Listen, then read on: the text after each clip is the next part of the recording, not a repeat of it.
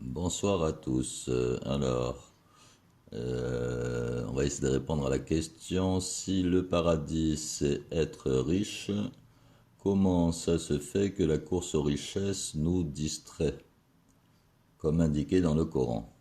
Bon, je ne vais pas l'ouvrir le verset de ça, et donc ça, c'est ce que The True 6227, voilà, qui a demandé et que je vais essayer de répondre. Je vais juste commencer en fait par la sourate 1. La sourate 1, elle nous dit, bon, je vais lire au cas où vous n'avez pas sous la main. Alors, 1, 6, 7. Guide-nous dans le droit chemin, il est dit. 7. Le chemin de ceux que tu as comblés de faveur, non pas de ceux qui ont encouru ta colère, ni des égarés. Donc ça veut dire qu'il y a un même chemin pour tout le monde, hein. Donc du coup, je peux me tromper en fait de chemin. Pourquoi? Parce que en pensant que être riche, être vilain, c'est pas réel, et être pauvre, être vilain, c'est pas réel, être pauvre, être gentil, c'est pas une réalité non plus. Donc celui-là déjà de verset, il nous dit quoi? Il nous dit que on peut se tromper de chemin, hein. Donc voilà, hein, le chemin de ceux que tu as comblés, pas l'autre. Donc si l'un ou l'autre, c'est que déjà à la base je peux me tromper. C'est que c'est les mêmes, hein. C'est ce qu'on va faire sur le chemin qui va différer, je pense. Alors, après, Dieu qui nous a créés, c'est parfaitement. euh, alors, on a plusieurs versets qui sait parfaitement ce qu'on aime en fait. Il sait très bien qu'on aime les biens et les enfants, enfin bon, surtout les biens quoi. Il y a des gens, ils n'ont pas d'enfants, ça les dérange pas. Mais par contre, ils ont des biens. Donc, pour ce qui est du paradis, ma théorie, elle veut que on revienne sur Terre sans cesse en fait, hein. On meurt, on revient, on meurt, on revient, on meurt, on revient, jusqu'à ce que j'appellerais ou ce qu'ils appelleraient dedans le jugement dernier pour certains, et sinon je pense qu'on est tous éternels, hein. On arrivera, quoi qu'il en soit, Dieu il dit bien, vous reviendrez tous à moi, il n'y a pas de... Il a pas quoi. Donc s'il le dit, c'est que c'est vrai. Le verset 57-20, il nous dit que la vie présente n'est que jeu et amusement dans la course aux richesses, etc. Donc en fait,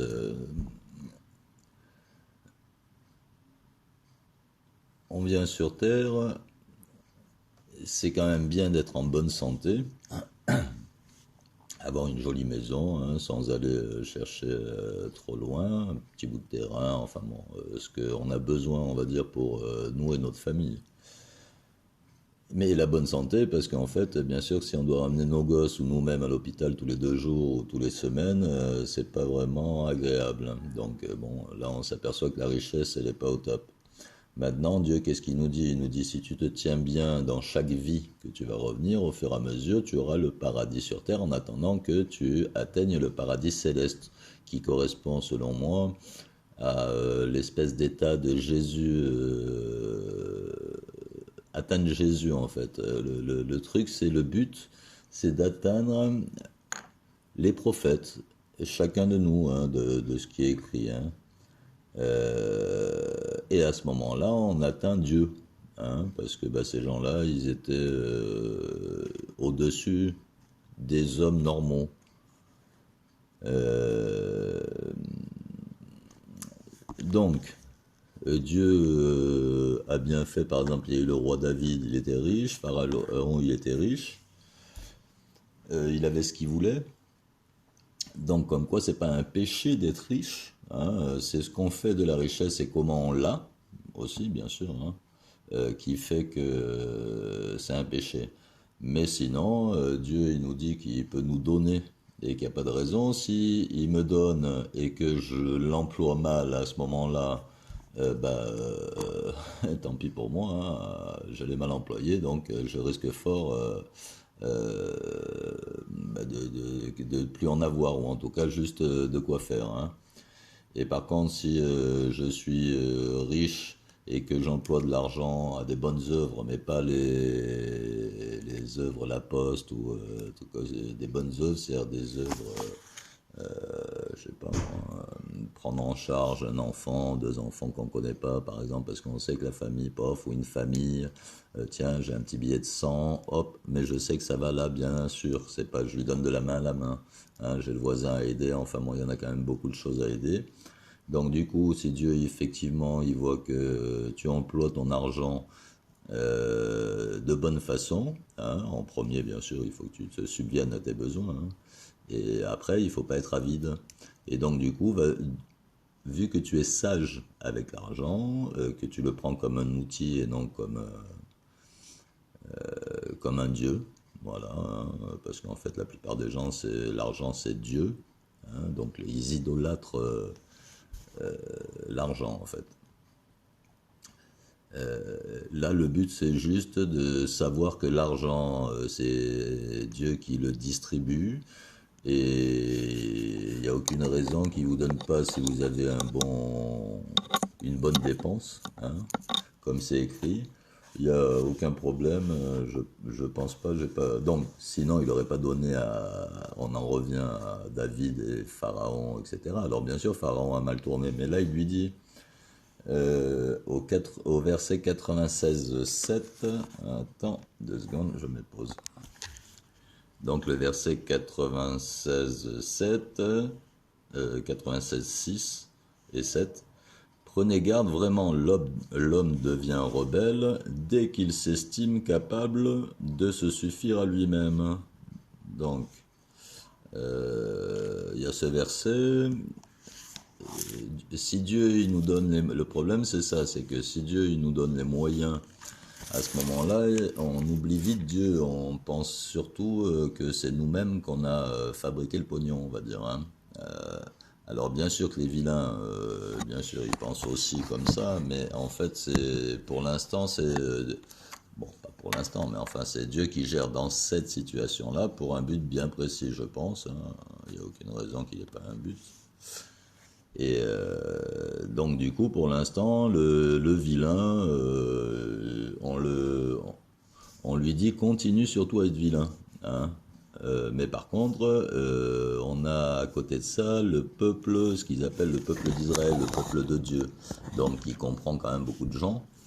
Et ces gens-là, par contre, ils sont maintenus, ils sont plus bridés, on va dire, pour pas qu'ils fassent de bêtises. Pourquoi? Parce que c'est l'argent, il développe facilement les vices, hein, il décuple, là où j'ai pas les moyens de faire ça, à ce moment-là, j'ai les moyens de faire ça et je tombe vite dans la perversité ou dans quelconque, hein, que ce soit la perversité, la gourmandise, si quelqu'un il adore manger, allez hop là, restaurant à gogo, je vais grossir, je vais devenir énorme et ainsi de suite, enfin bon, chaque chose a son truc. Donc, on peut devenir riche, c'est pas une question, mais il ne faut pas courir derrière la richesse en fait. Voilà, le but en fait, c'est Dieu qui donne la richesse. Il te donne ce que il sait que tu aimes, la santé, la richesse. Bien sûr que des fois tu vas dire, ah, je suis pas riche, mais d'un autre côté t'es pas malade, hein. Et alors après, il faut aussi se dire qu'il y a des gens qui sont en bonne santé, qui sont aisés, donc même riches, mais qui emploient correctement la richesse. Donc du coup, il n'y a aucune raison qu'ils soient un peu punis, on va dire. Donc ceux-là, ils ont un petit paradis sur terre, en attendant d'évoluer certainement et d'arriver à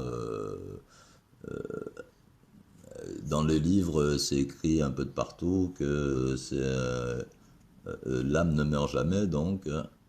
Mais par contre, on pourrait changer de forme ou enfin, je ne sais pas. Je regarde un petit peu ce qui existe.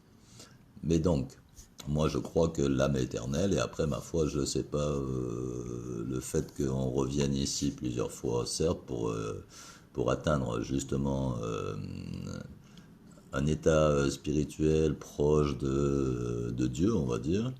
À ce moment-là, une fois qu'on est grimpé au ciel, par exemple, qu'on redescend plus sur terre, Donc il n'y a plus de paradis terrestre, mais par contre il y a le paradis céleste, qui est apparemment beaucoup mieux.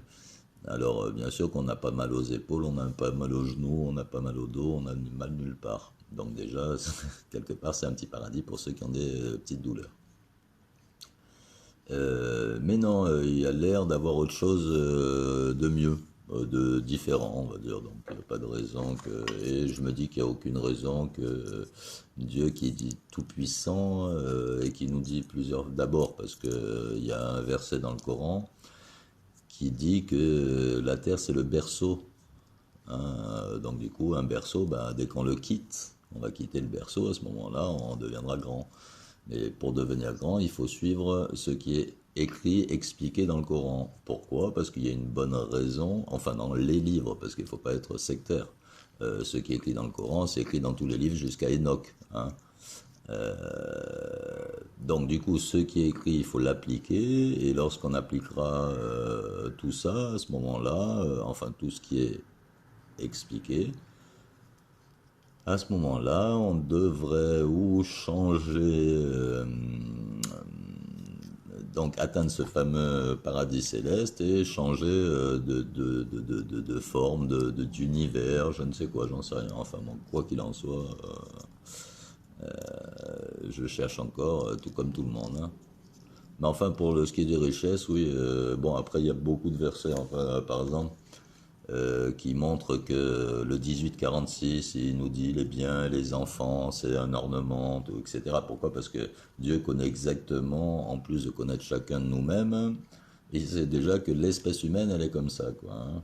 Alors d'ailleurs, c'est pour ça qu'il faut équilibrer ses passions pour vivre bien sur Terre. Hein. Faut pas spécialement avoir envie, il faut aimer manger, mais pas obligatoirement, oh bah tiens, il me faut un plat, il me faut ci, à telle heure je mange, etc. Le corps, il a faim, par exemple, quand il a faim, bah je mange.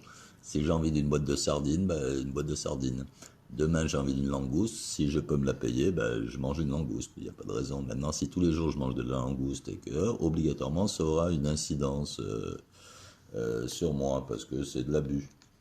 Donc, faut pas abuser, faut être équilibré en toutes choses. Bon, bonne soirée à tous et merci d'avoir écouté. Plot.